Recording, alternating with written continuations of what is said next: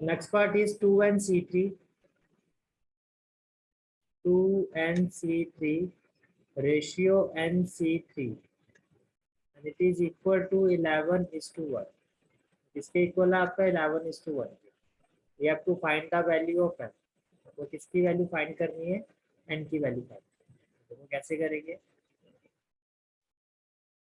First of all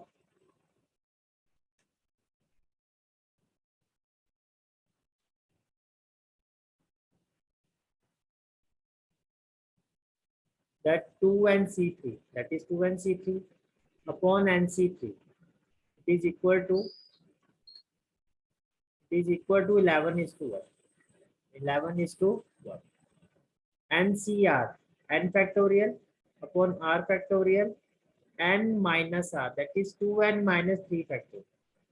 Again NCR, n factorial upon r factorial n minus r factorial.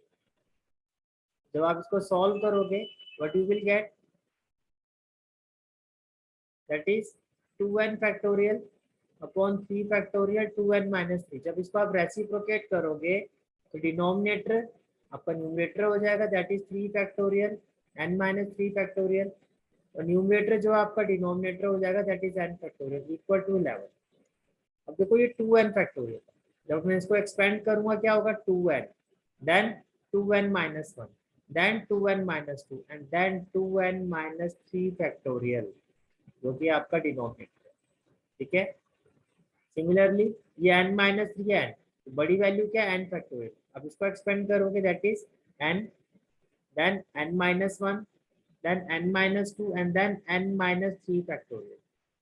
Now what happened? n minus 3 factorial, n minus 3 factorial cancel out, then 2n minus 3 factorial, 2n minus 3 factorial cancel out, n and n cancel out, so we are left with 2n minus 1.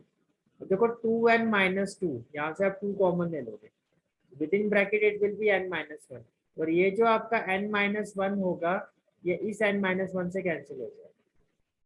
समझ आ रही है मेरी बात? Means the next step ये हो जाएगा आपका 2 2 जा 4 with in bracket 2n minus 1. जो आपने 2 कॉमन लिया n minus 1 will be cancel out. 4 into 2n that is 8n minus 4 1s are 4 upon n minus 2 equal to 11. Cross multiply करोगे तो क्या होगा? 8n minus 4, 11 into n that is 11n minus 11 2 जा 22. ये होगा आपके पास. then 8n minus 11n equal to 4 minus 22. What we will have? Minus 3n, 4 minus 22 minus 18. So minus and minus cancel out and will be equal to 18 by 3, that is 6. तो n की value क्या होगी? 6. Is it clear? ठीक है.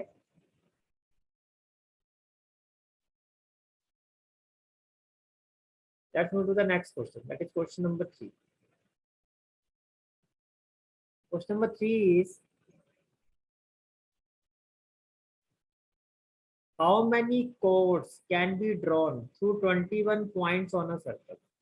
Through 21 points on a circle. अब देखो अगर यहाँ पे लिखा होता सिलेक्शन तो आपके लिए बहुत इजी था जज करना. आपके लिए बहुत इजी था जज करना कि ये किसका क्वेश्चन है, ये आपका कॉम्बिनेशन का क्वेश्चन है या परम्यूटेशन का क्वेश्चन है. अब यहाँ प्रॉब्लम ये है कि यहाँ पर सिलेक्शन वर्ड यूज नहीं हुआ है, तो कैसे पता चलेगा कि कॉम्बिनेशन है या सिलेक्शन है? तो देखो क्या कहा, how many chords can be drawn through 21 points on a circle. Means जैसे कि आपका एक सर्कल है जिसमें आपने कोई 21 पॉइंट्स ले लिए. फॉर एग्जांपल मैंने जैसे एक पॉइंट ये ले लिया, एक ये ले लिया, एक ये ले लिया, ऐसे मैंने कुछ पॉइंट्स ले लिए सर्कल. अब अगर आपको कोड्स को बनाना है तो कोड को बनाने के लिए कितने पॉइंट आपको ज्वाइन करने पड़ेंगे? एनी 2. लाइक अगर मैं 2 को 5 से ज्वाइन कर रहा हूँ. अब मेरा क्वेश्चन आप लोगों से ये है, आप मुझे बताओ 2 को 5 से अगर मैं ज्वाइन करता हूँ और 5 को 2 से ज्वाइन करता हूँ, will it be different code और सेम कोड? बताओ. will it be different code or same code? If I join 2 to 5 और 5 to 2, ये different case होगा या same case होगा? Same case. same case। तो क्या यहाँ पर अरेंजमेंट, क्या यहाँ पर पोजीशन मैटर कर रही है कि 2 पहले आ रहा है 5 मैटर पहले आ रहा है? क्या पोजीशन यहाँ पर मैटर कर रही है? नहीं कर रही है ना। तो इसका मतलब ये क्या है? इसका मतलब this is the case of selection. समझ में आ गया कि क्यों ये कॉम्बिनेशन लगेगा यहाँ पर। तो अगर क्वेश्चन से क्लैरिफाई नहीं हो रहा है तो मेन जो आपका, जो मैंने आपको जो कंसेप्ट बताया है, वो मेन कंसेप्ट आपको माइंड में रखना है। क्या ऑर्डर मैटर कर रहा है? अगर ए बी और बी ए अगर ऑर्डर मैटर कर रहा है तो परम्यूटेशन। अगर ए बी और B A both are same, that means it is a case of combination.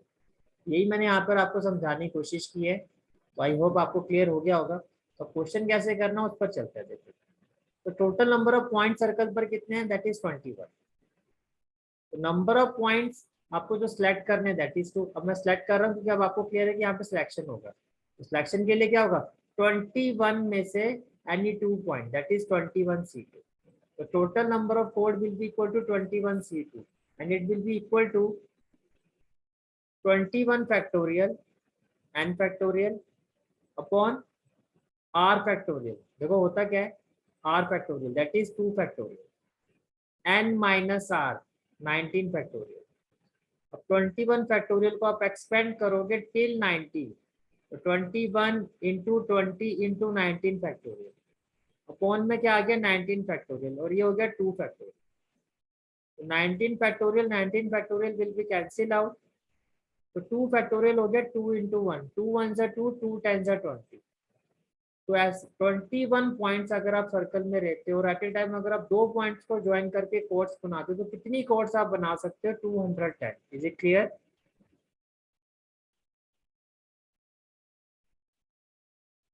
Okay, now make a note of this solution.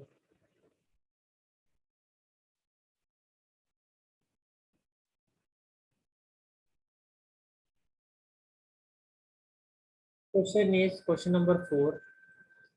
In how many ways can a team of 3 boys and 3 girls can be selected from 5 boys and 4 girls? क्या कहा? 5 boys है और 4 girls है। तो आपको ये कहा जा रहा है कि कितने, how many ways a team of selected. तो सिलेक्टेड से क्लियर हो गया कि कॉम्बिनेशन अप्लाई करना, ज्यादा सोचना ही नहीं है। अब आपको 5 बॉयज और 4 गर्ल्स को यूज करके या 5 बॉयज और 4 गर्ल्स में से 6 लोगों की टीम बनानी है, जिसमें 3 बॉयज होंगे और 3 गर्ल्स होंगे। In how many ways can a team of 3 boys and 3 girls can be selected. तो ये क्वेश्चन, अभी जो आगे आने वाले क्वेश्चन है उनके कंपैरेटिवली इजी है आपको पता है। देखो, अब इस क्वेश्चन से पहले मैं आपको याद होगा एक्सरसाइज 7.3 में हमने क्वेश्चन नंबर 5 किया था। एक्सरसाइज 7.3 में हमने क्वेश्चन नंबर 5 किया था। यहाँ पर क्या था कि 8 पर्सन थे, 1 2 3 4 5 6 7 8, और इन 8 पर्सन को सिलेक्ट करना था चेयरमैन और वाइस चेयरमैन की पोस्ट के लिए। वहां पर सिलेक्शन वर्ड यूज होता है और मैंने आपको बताया भी था कि सिलेक्शन होता है कॉम्बिनेशन के लिए। अब वहां पे क्या वाकई में वो सिलेक्शन था? अब मैं आपको वो क्लैरिफाई करूँ। मान लो ये जो 3 पोजीशन पर ये 3rd पर्सन जो है इसको आपने सिलेक्ट किया चेयरमैन की पोजीशन के लिए, और ये जो 5th पर्सन है इसको आपने सिलेक्ट किया वाइस चेयरमैन की पोजीशन के लिए। अब अगर मैं इसको उल्टा करता हूँ कि जो 5th पर्सन है he got selected for the chairman post and 3rd person got selected for the vice chairman post, तो क्या ये दोनों केसेस डिफरेंट नहीं है? यहाँ आप कह रहे हो कि ये जो से ये पर्सन ए है ये पर्सन बी, यहाँ आप कह रहे हो कि person A selected for chairman post, person B selected for vice chairman post, and here you are saying person A selected for, person B selected for chairman post and person A selected for vice chairman post. Are they different? Yes they are different. A B और B A different cases है, that is why वहां लिखा selection था, but actually वो combination selection combination वाला नहीं था, वो एक्चुअली में था अरेंजमेंट ही। तो इसलिए मैंने कहा कि सिलेक्शन और अरेंजमेंट वर्ड से सबसे बेस्ट क्राइटेरिया है कि वो परम्यूटेशन है कॉम्बिनेशन है, वो है पोजीशन। कि अगर पोजीशन चेंज करने से डिफरेंट केस नहीं बन रहा है तो कॉम्बिनेशन है, और पोजीशन चेंज करने से डिफरेंट केस बनेगा then it is a case of selection. समझ में आ रहा है? पोजीशन चेंज करने से अगर डिफरेंट केस नहीं है तो कॉम्बिनेशन होगा, और पोजीशन चेंज करने से डिफरेंट केसेस बन रहा है, पोजीशन मैटर कर रही है, then it is a case of arrangement. इसीलिए वहां हमने अरेंजमेंट अप्लाई किया था। ठीक है, अब before proceeding with the next question एक कंसेप्ट हो रहा है जो मैं आपको थोड़ा पहले भी बता चुका हूँ, वर्किंग विद एंड और ओर। देखो अगर एंड वाला केस होगा तो हम क्या करेंगे, डिफरेंट केसेस को मल्टीप्लाई करेंगे। एंड का मतलब ये होता है कि जो भी केसेस डिफरेंट है हमें वो सारे के सारे चाहिए, हमारे पास चॉइस नहीं है। और अगर डिफरेंट केसेस में हमारे पास चॉइस है मीन्स और का मतलब होता है चॉइस है, तो हम उनके बीच में प्लस लगाएंगे। If all cases required simultaneous, जितने भी केसेस है सारे के सारे हमें एक साथ चाहिए तो हम मल्टीप्लाई करेंगे उन सभी केसेस को। और जितने भी केसेस है उनके बीच में चॉइस है कि ये केस या ये केस, भाई इस केस से भी काम चल जाएगा और इससे भी चल जाएगा, अगर चॉइस है उनके बीच में वी विल अप्लाई प्लस। ये समझ में आ रही है मेरी बात? ठीक है, अब उस क्वेश्चन पर आते हैं, क्वेश्चन नंबर 4 में। टोटल नंबर ऑफ बॉयज कितने हैं 5, टोटल नंबर ऑफ गर्ल्स कितनी है 4। अब आपको 3 बॉयज सिलेक्ट करने हैं, तो 5 लड़कों में से अगर 3 लड़के सिलेक्ट करने हैं that is 5C3 base, 3 girls select करनी है तो 4 में से अगर 3 लड़कियां सिलेक्ट करनी है तो कैसे करोगे, 4C3 बेस। सिलेक्टेड का मतलब कॉम्बिनेशन। अब मुझे बताओ टोटल आपको टीम चाहिए 6 की, तो क्या चॉइस है आपके पास, और जो 6 की टीम है उसमें 3 लड़के चाहिए आपको या 3 लड़कियां चाहिए। अब मुझे ये बताओ इन दोनों केसेस में आपके पास चॉइस है कि आपको दोनों केसेस एक साथ चाहिए, बताओ। डू वी हैव चॉइस और दोनों में एक साथ चाहिए, जल्दी बताओ। सर एक साथ। एक साथ, जहाँ एक साथ चाहिए इसका मतलब ये क्या हो गया, simultaneously. All cases are required simultaneously. Simultaneously में क्या कहा था, मल्टीप्लाई, तो यहाँ पर आप क्या करोगे, मल्टीप्लाई। समझ में आ रही है मेरी बात? तो यहाँ पर क्या करेंगे, मल्टीप्लाई। Is it clear? ठीक है,